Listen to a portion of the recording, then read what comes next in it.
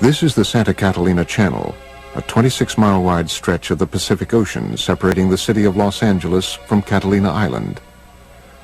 According to experts, these waters, portions of which might be as deep as Mount Everest is high, may contain some of the world's darkest mysteries. You are seeing an unidentified flying object. It is not a hoax. It is real. The film was taken by Leland Hansen while filming Catalina Island from a helicopter. In recent years, escalating reports of unidentified submerged objects, or USOs, flying into and out of the channel have caused great concern to local residents and researchers. The whole area here is just a huge hotbed of UFO activity. I've uncovered probably 200-300 cases of UFOs flying over the mountains and over the water here. It's just a huge hotspot. Preston Dennett is the author of UFOs over California. He has been investigating USO activity in this area for almost 20 years. Actually, there was a huge wave of sightings over the Santa Monica mountain range on June 14, 1992. The witnesses counted a total of about 200 objects. What's interesting about this case is these objects came from below.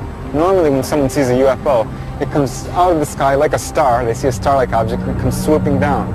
These came from below to above. June 14th, 1992, 10:24 p.m. For almost 2 minutes, the waters of the Pacific Ocean explode with light as hundreds of bright, disc-like craft are witnessed flying out of the water together. Similar to other reports of USOs exiting the water, these craft emerge from the Pacific in almost complete silence. They reportedly hover for a moment before bursting into space. Reports of this incident were phoned into local police departments as far away as Malibu. The following is an actual call that was placed on that day. Monster Sheriff Station. Did anyone report anything strange tonight? Can you be a little more specific? Strange, Lights. Lights? Yes.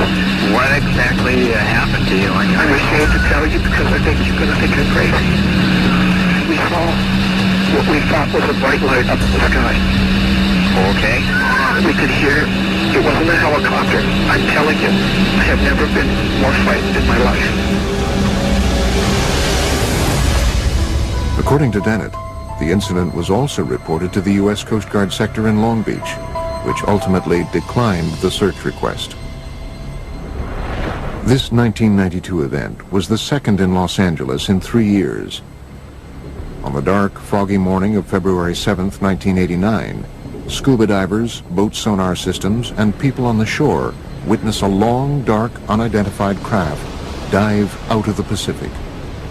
For about 90 seconds, the USO rests just above the surface before emitting about a dozen smaller, fast-moving objects. 60 seconds later, the craft dives back underwater. Its last reported sonar heading was south toward the Santa Catalina Channel before it disappeared. And it involved dozens of objects which were seen off the coast of Marina del Rey. On occasion, some of these craft would emit smaller craft, about 20 feet in diameter. And these were seen moving underneath the surface of the ocean, and they were coming in and out of the water. As the 1947 incident at Roswell sparked worldwide curiosity about flying saucers, these events near Los Angeles have sparked a current wave of research into the capabilities and threats of so-called USOs. The oceans of the world covering, 70% of the planet, they hide a lot of history and a lot of mystery. There's a very good reason for a whole society of creatures, sentient creatures, advanced creatures living underwater because they can, because nobody goes there. It's fascinating to think of the underwater UFOs because they know a lot about this planet that you and I don't know. Unique to the USO phenomenon is the reported ability of these craft to multiply and break apart. One such astounding case has become known as the Golfo Nuevo event. On February 8, 1960, the Argentinian Navy is on alert as they track two unidentified submarine-like objects in its waters, thought to be American subs. Then, according to reports, the underwater objects are seen on sonar to break apart and fly out of the water. Sonar contact, 173, 438 yards. News combat, sonar contact, 173, 438 yards. Two gigantic submarines sighted by the Argentinian Navy in 1960 inexplicably multiplied into 6 other submarine objects. The Argentinians were never able to catch them or destroy them because the objects simply disappeared. The case even caught the attention of the Soviet Union's most senior officials. Nikita Khrushchev, who was the leader of the Soviet Union at the time, was so much intrigued by the whole story that he sent his diplomatic attaché in Buenos Aires to find out what's been going on. While some researchers contend that these reported cases might be nothing more than military submarines firing torpedoes, others argue that submarines were not capable of firing 6 or more objects in 1960. Late USO researcher Ivan T. Sanderson's 1970 book, Invisible Residents, was the first to analyze the USO phenomenon. He reports on another remarkable example of USO behavior. In March 1963, the U.S. Navy submarine exercise is progressing as planned 100 miles off Puerto Rico.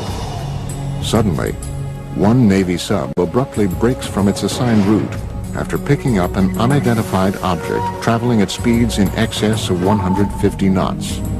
The submarines are astonished by the depth at which the unidentified craft is moving, 20,000 feet underwater. It gave the acoustic signature of a single propeller type of motion through the water, and it was tracked at depths down to 20,000 feet, whereas a typical crush depth for a submarine would be 7,000 feet. So this thing, whatever it was exceeding the technical capabilities of submarines at that time and even today. The vessel is tracked for almost 4 days by the entire carrier group. The object would reportedly propel away at impossible speeds and then stop and rest, allowing for continued tracking by the Navy. Reports about this event were sent back to Sinclair Fleet Headquarters in Norfolk, Virginia. However, an official determination into what was seen on sonar that afternoon was never made. But according to reports, the Navy lost track of the craft after midnight on the 4th day. It was never picked up on sonar again. Nobody advanced a theory as to how somebody could move that fast. We have reports of USOs going into and out of the water, but we don't have any of the technical data. Flying saucers that are above the ground, people see them. But what's underwater, the Navy sees them. And the Navy isn't talking about what it's flying.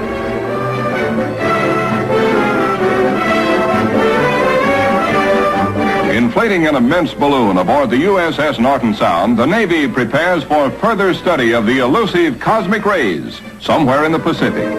That's the news. A secondary consideration clears up the mystery of the so-called flying saucers. For it is these monsters which rise 19 miles and attain diameters of 100 feet that have been mistaken for the apparitions called flying saucers. At great altitudes, they tell us, these elongated enormities flatten out like plates. Mystery ended. But reports from around the world continue. Another extraordinary case is reported in the international press beginning on November 11th, 1972. A fast-moving submarine-like object is picked up on sonar in the Sonja Fjord off the west coast of Norway by the Norwegian Navy, which hunts it for 2 weeks. A fleet of surface ships and specially equipped sub-hunter helicopters are assembled to find the object. On November 20th, 1972, the USO is seen visually for the first time. It was described as being a massive, silent, cigar-shaped object. A Navy ship promptly fires its guns and torpedoes at the craft. Some ship actually saw it on the surface and fired at it, but it dived, and then they started dropping depth charges. Although all the articles treat this as a submarine, the fact of the matter is nobody was able to identify it as a submarine. After tracking the object for almost 2 weeks, the Navy devises and executes a plan to blockade the fjord and trap the USO. They tried to seal off this fjord so nothing could get in or out. Nevertheless, after 14 or 15 days, this thing disappeared. So that may mean that this object, whatever it was tracked by the Navy, was not a submarine at all, but an unidentified submerged object. Coming up, did Christopher Columbus and his crew witness USOs flying into and out of the Atlantic on October 11th, 1492? One of the earlier cases comes all the way back from the day before Columbus Day in 1492, before there was a Columbus Day. And it happened on the Santa Maria.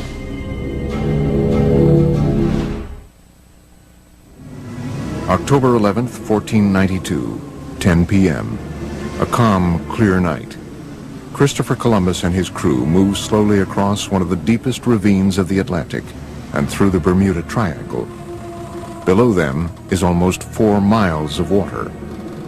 Suddenly, unearthly lights are seen flashing across the bottom of the ocean. One of the earlier cases comes all the way back from the day before Columbus Day in 1492, before there was a Columbus Day. And it happened on the Santa Maria. This person's name was Gutierrez. And Gutierrez was on the Santa Maria with Christopher Columbus and noticed an object rising out of the water, a disc-shaped object. A great flash of light with a level of brilliance unlike anything known at the time suddenly erupts from the sea to the sky, startling Columbus and his crew of 120 aboard the 3-ship Spanish fleet. In less than 5 hours, they would discover the New World. Christopher Columbus maintained a log in the ship. It describes what could be interpreted as a UFO event. They saw, in the description given in the logbook, the flickering of a wax candle going up and down in the night. It couldn't have been a campfire on ground because it was beyond the horizon. This possible USO incident is more than just legend and lore. For the first time ever, original text from Columbus's log has been made available to the History Channel by archivists at Fordham University, custodian of a rare handwritten copy of the journal. The October 11th, 1492 sighting was not an isolated occurrence. Over the 2-month journey, Columbus's log exhibits a consistent pattern of cryptically reported peculiar incidents, including unexplained sightings and unusual events in outer space. The following is from an entry on September 10th, 1492, the halfway point of the voyage. The crew of the Nina stated they had seen a garajo and a water wagtail, but these birds never go farther than 25 leagues from the land. From an entry September 11th, 1492. Saw a large fragment of the mast of a vessel, apparently of 120 tons, but could not pick it up. Entries on both September 17th and September 20th indicate that stars or other unidentified lights in the sky are seen to move. The cause was that the star moved from its place, but the needles remained stationary. And from the infamous entry of October 11th. The Admiral, at 10 o'clock that evening, standing on the quarterdeck, saw a light. Calling to Pero Gutierrez, he told him he saw a light and bid him look that way, which he did and saw it. The Admiral again perceived it once or twice, appearing like the light of a wax candle, moving up and down.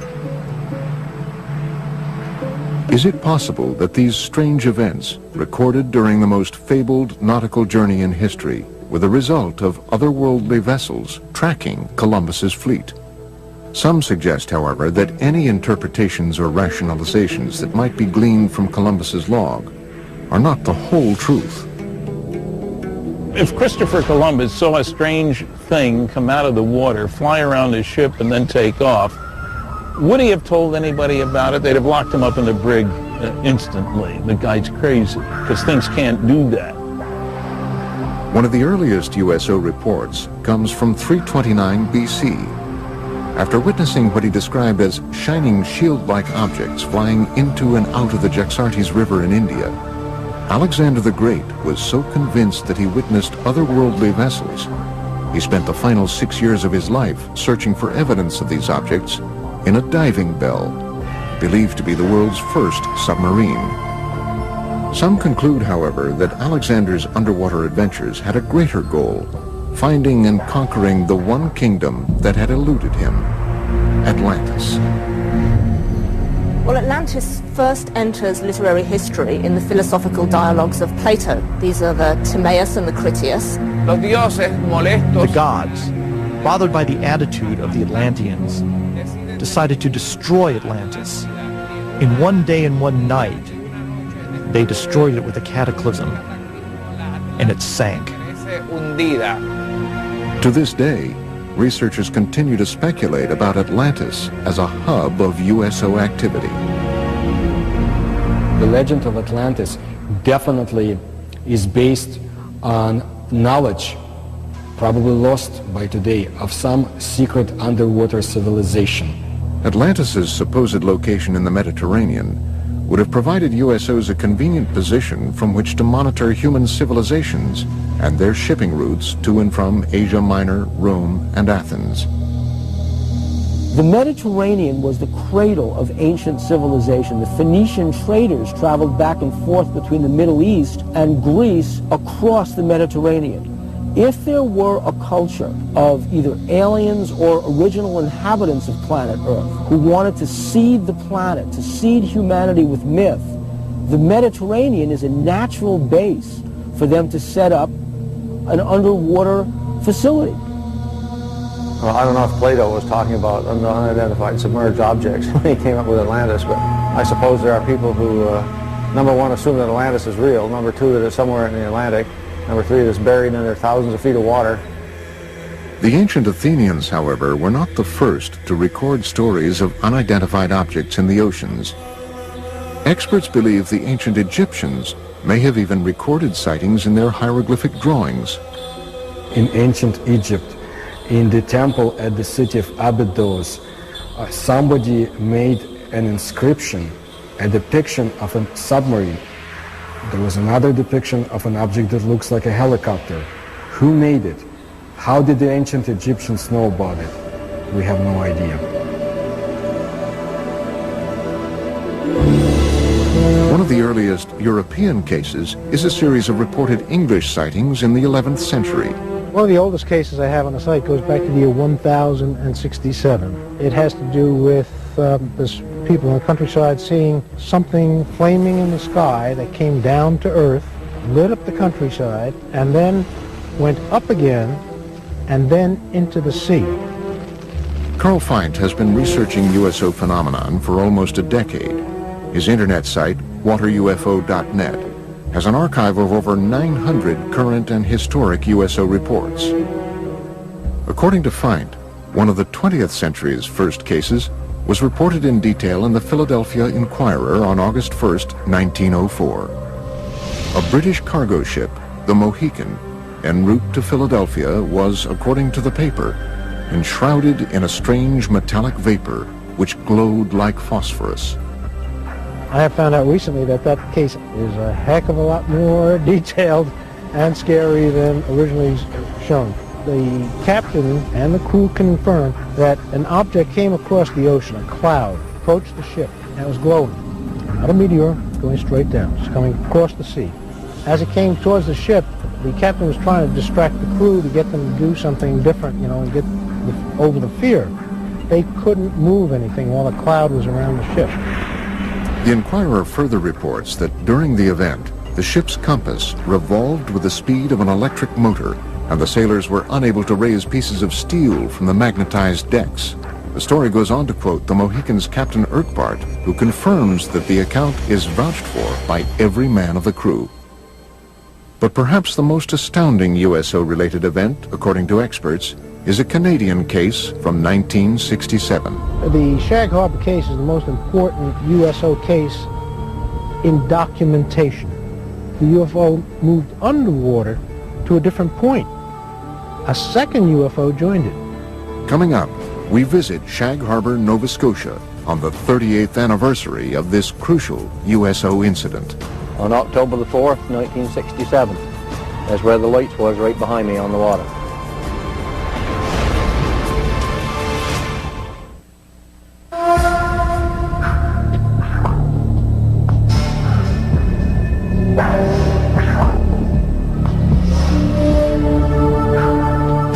years ago today, October 4th, 1967, approximately 20 after 11 in the evening, something happened in Shag Harbor that became quite memorable in later years. The night of October 4th, 67 has become known as the Night of the UFOs among many UFO researchers. The Shag Harbor incident has become the best known aspect of that night. Chris Stiles and Don Ledger have spent the past decade researching the 1967 Shag Harbor USO incident. The case, widely reported throughout Canada at the time, had been largely forgotten in subsequent years. Their 2001 book, Dark Object, reopened the case, shedding new light on the many reported USO events of that night and the weeks following. The reason that the Shag Harbor incident came to the forefront and kind of eclipsed the importance of the other sightings from the Night of the UFOs is simply the fact that it's the one case where something came down out of the sky and crashed into the water. You know, it made a noise, it made a flash. It's also unique in the sense that nobody reported a UFO. Several calls came in very quickly to the nearby Royal Canadian Mounted Police Detachment, and those reports said simply that people had seen lights, or perhaps an aircraft had crashed into the waters of what they called the Sound. The interest and the concern was totally for the possibility of survivors. Nobody reported a UFO.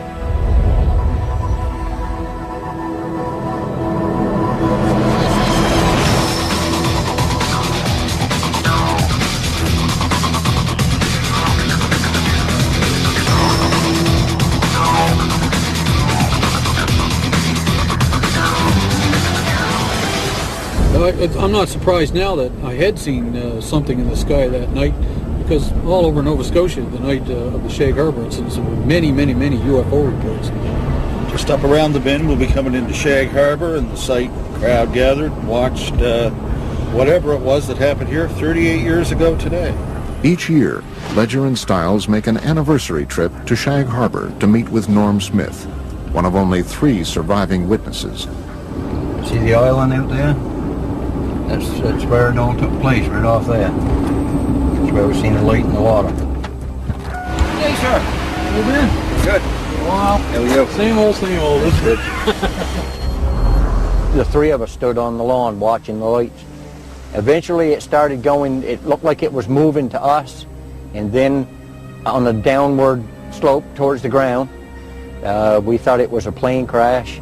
So we jumped in the vehicle in my old man's car and my uncle's, and we went up to this spot right here by the Irish Moss plant. And when we got here, there was probably 10, 12 other people. We watched the lights on the water for a period of 2 or 3 minutes, and then the lights disappeared. What happens next is indisputable. Before midnight on Wednesday, October 4th, the Royal Canadian Mounted Police officers who witnessed the event from the shoreline searched the water on boats until 3 a.m. with the help of several local fishermen, including Norm Smith. At noon on Friday, October 6th, Canadian Navy divers from Halifax arrive and search the area through the weekend. Eventually, 7 divers were dispatched from the Fleet Diving Unit in Halifax and taken down to Shag Harbor. The search effort continued through all the daylight hours of Saturday and Sunday, and by Monday morning that search was officially terminated in Ottawa, and they just simply state unidentified flying object and circle it and underline it. According to government reports, the object travels from the south to the north along the Nova Scotia shoreline. At one point, it stops and hovers. Then at approximately 11:20 p.m., it enters the water at a 45-degree angle, 300 yards offshore. Directly behind me where we seen the lights, right at Bomb Portage Island, directly behind me. When the Royal Canadian Mounted Police officers that had responded to the call arrived at the shoreline of Old Highway number 3, the UFO was still moving upon the surface of the water. The object also appeared to be leaving a trail of dense yellow foam. In the weeks following October 4th, the story becomes even more mysterious. The case is front-page news across Canada, and as Ledger and Stiles report in their book, in the days just prior to the Canadian military's official classification of this incident as a UFO event, a second craft enters the waters of Nova Scotia to rendezvous with the first craft. Then this thing resumed its headway back down this way at about 4,400 miles an hour and came down through northern New Brunswick, straight down over the Bay of Fundy, across the southwestern tip of Nova Scotia, across this way, and went down in the water here. Authorities already knew the object was no longer there, that it had moved under the water and had come to rest on the seabed. It sat there for almost a week, right to the hour. And after that time, it began moving under the water to the Gulf of Maine with the aid of a second craft that was helping repair it. And the two of them broke the surface of the water and flew away out over the Gulf of Maine. Interestingly enough, there is a second report of a sighting 1 week in Shag Harbor of two sets of lights, one orange, one yellow, leaving the water and flying away. This case continues to inspire debate and continued research into the events of October 4th, 1967. There are a large amount of primary documents that support interpreting Shag Harbor as a crash scenario of a UFO. And in one of the paragraphs it actually says a preliminary investigation has been conducted and it has been discovered that this object is not the result of a flare, float, downed aircraft, or in fact any known object. I didn't know then, back 30 odd years ago, I didn't know whether it was a UFO or what it was. But nobody will ever make me believe that there was nothing there, because it was. Coming up, seen for the first time, video evidence of what might possibly be a USO emerging from the waters of Laguna Cartagena in Puerto Rico. And they are coming towards Laguna Cartagena. And later, a University of California scientist reveals that supersonic speed by deep-sea UFOs is not only scientifically possible, but likely. A region with perhaps the longest legacy of USO activity is the area around Puerto Rico. As the mysterious southern point of the Bermuda Triangle, the island has been at the center of USO debate for decades.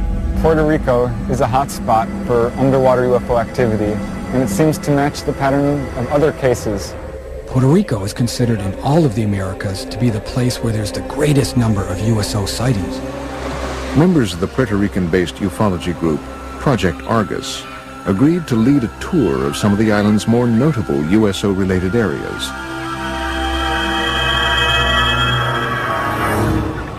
Laguna Cartagena is an isolated lake near the southwestern corner of the island. It has become linked to much of Puerto Rico's reported USO activity. I have been conducting investigations for years in Laguna Cartagena, where there's also a lot of secrecy about USOs. Laguna Cartagena since 1930 has been a place where hundreds of cases were reported of flying objects coming and going from the area. October 8, 2002, approximately 9 p.m., Puerto Rican police officer and Project Argus member Carlos Torres witnesses a red glowing USO fly out of the waters of Laguna Cartagena at an incredible speed. Then it stops and hovers just above the water. I was a witness of an object suspended over Laguna Cartagena. The military got involved because they were also witnesses. The object flew away and then back from Monte Indio. And it stopped and hovered over Laguna Cartagena. After hovering for several minutes over the area, the object was seen to crash back into the lake. Another Argus member, Giuseppe Quinones, believes he captured the same object on videotape in 2004. I took a video on November 20th, 2004, in the immediate area of Laguna Cartagena. Seen for the first time, possible video evidence of a USO near this enigmatic lake. The brightly lit craft-like object was seen emerging from the water. Here, it hovers for almost 1 minute before flying away. In the mid-1990s, several attempts to disprove the USO activities were made, despite hundreds of witnesses that said they saw lights going in and coming out of the water. They have been seen all over Puerto Rico. Specifically, the most mentioned places are Laguna Cartagena and Route 303. The region of Lajas, through which Route 303 runs, has been another source of significant USO and UFO reports, including a possible 1997 crash on Monte Indio that left behind a scorched earth impact zone and many unanswered questions. In May 5, 1997, a UFO crashed there, burned many lands on the top of the mountains, and there was federals that night, and they obtained something that we don't know, a UFO. After this 1997 incident, local government officials began to take USO and UFO reports more seriously.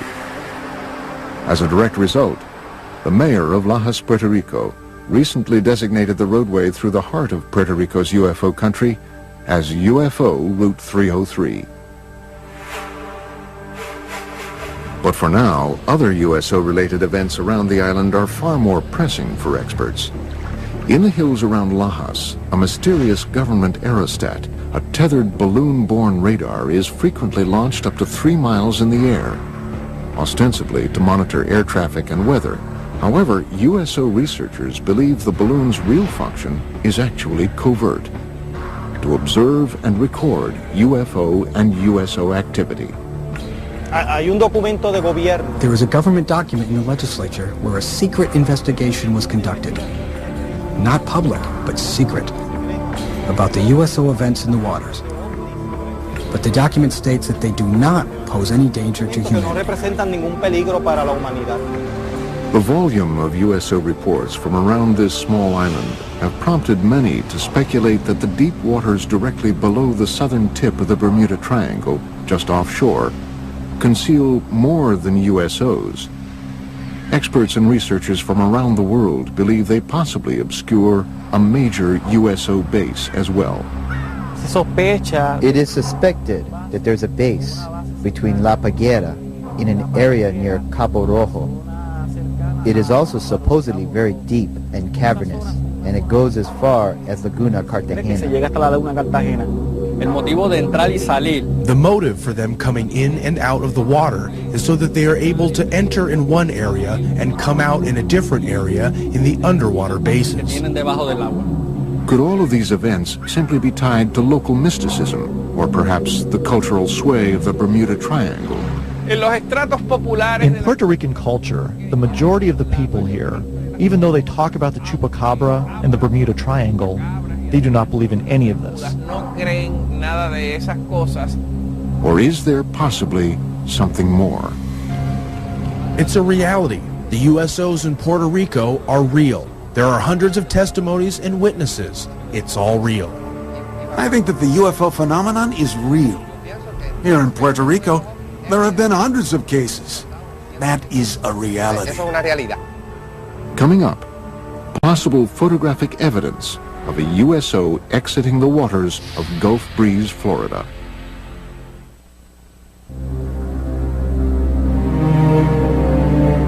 It is believed that unidentified submerged objects are able to move through our oceans and seas in ways that defy all principles of modern physics. Experts are confounded by the ability of these vessels to reportedly travel at extreme depths, pass through ice with impunity, and traverse water at supersonic speed. These kinds of craft, ostensibly, can travel underneath the water because they are impervious to water, just like they're impervious to gamma rays, cosmic rays, impervious to anything that gets in the way of their traveling in space. According to all information, we are dealing with a very advanced technology. They circle ships and next thing you know, dive into the water. It's not a barrier to them. They just go from one medium to another. In late 1969, while conducting their regular Operation Deep Freeze ice-breaking exercises near Antarctica, U.S. Navy sailors aboard the USS Calcaterra reportedly witnessed an unidentified submerged object with some extraordinary capabilities. Ivan Sanderson in Argosy magazine, where he talks about an event somewhere in the Arctic when an object came up through the ice and took off. Really sort of burrowed its way through a large submarine-shaped object at least 100 feet long is seen bursting out of the frozen ocean through several yards of solid ice at an incredible speed. But this case, however, is only one of many similar incidents reported by navies around the world. I know of one case that occurred near Leningrad. In the winter of 1976, a USO broke down through the ice, maneuvered underwater, and then again broke back out through the ice. They do melt ice. Now, if you had a meteor, the dynamics of the thing would break the ice into chunks and scatter them all over the place. With a UFO, it's a clean hole. USO witnesses have also reported seeing waterspouts beneath USOs as they exit the water, including Ed Walters, a resident of Gulf Breeze, Florida, who snapped this never-before-seen Polaroid picture of what appears to be a USO above a tornado-shaped waterspout on July 7th, 1988. So he was looking north towards Gulf Breeze across the Santa Rosa Sound, a distance of about 7,000 feet. He noticed that the water down beneath the object started to get all foamy or something. He could see it dancing around, and all of a sudden this column of water went up and contacted the bottom of it. The picture that he took actually shows that. Such cases have caused some experts to assert that USOs might possibly use water as a fuel source. There are those who feel that water is essential for the fusion process. There are a lot of cases where UFOs hover over reservoirs and small bodies of water, not only large bodies of water. It does seem to be some evidence that they can use water to help their craft in some way. They may use water as a fuel. In these cases where they talk about objects hovering over the water and seeming to suck water up in, certainly sounds like they need a big drink or something to keep going. Modern scientific theories abound about how USOs develop the ability to propel themselves through water with great efficiency. Researchers envision everything from massive jet-like propulsion systems to frictionless bubbles that cocoon the objects. So the engines wouldn't be engines as you and I would imagine engines. They would be generators, generating a magnetic force, creating a magnetic envelope around the craft that repels the Earth's natural magnetism, hence allowing them to accelerate, decelerate, climb, fall, and navigate through the water. By exerting forces at the surrounding fluid, seawater, nice electrically conducting fluid, you control the drag, you control the flow, the speed, the lift. You can get around all the problems of high-speed motion under the water. A magneto-aerodynamic system would work similar to the electromagnetic submarine that was successfully tested. An electromagnetic submarine was in fact built and tested by the University of California, Santa Barbara in the mid-1960s. It took advantage of saltwater's natural ability to conduct electricity. The first successful test of an electromagnetic propulsion system was conducted on Earth in 1966, when this electromagnetic submarine was first demonstrated. This electromagnetic submarine moves through the water as a result of electromagnetic forces. It has absolutely no moving parts. The principle here is that seawater is an electrically conducting fluid. You push against the seawater by Newton's laws, elementary physics, it pushes back, and off you go. Is it possible that USOs take advantage of this natural capability of our oceans to reach supersonic speed? Water is a great magnetic conduit. In fact, if they were traveling using a process called diamagnetism, which is a weak repellent force, then water would enhance that force, which would explain why these craft are able to navigate in water so well. One researcher theorizes that USOs might move rapidly through the water and avoid catastrophic damage using the same principles as a common light bulb. UFO is the filament in this particular case, and the bulb is the field, and that protects the UFO. It keeps the water from coming onto it when it goes in. They move it though, and it never touches the UFO. And that can be achieved by creating so-called supercavitating bubble around the whole object. In that way, whole object travels together with a bubble of water vapor. Marco Princivac is a professor of mechanical engineering at the University of California, Riverside. He devised an experiment for the History Channel demonstrating the physics behind possible supersonic movement through the water. Basically, the only thing that you can play with is a shape of a vehicle. And it will deviate from standard shapes of a submarine.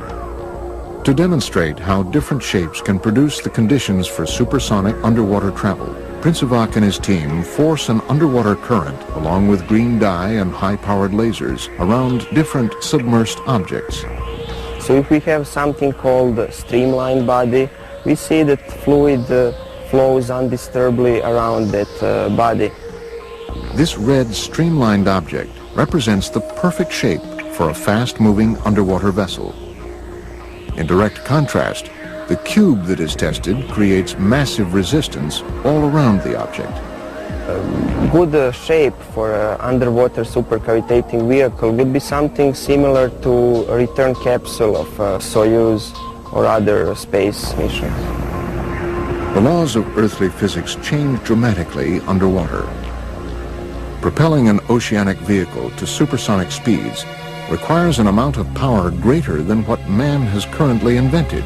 A vehicle that has a 5-foot diameter and we want to go at the speed of sound in the air, we would need an engine that can produce 15,000 horsepower.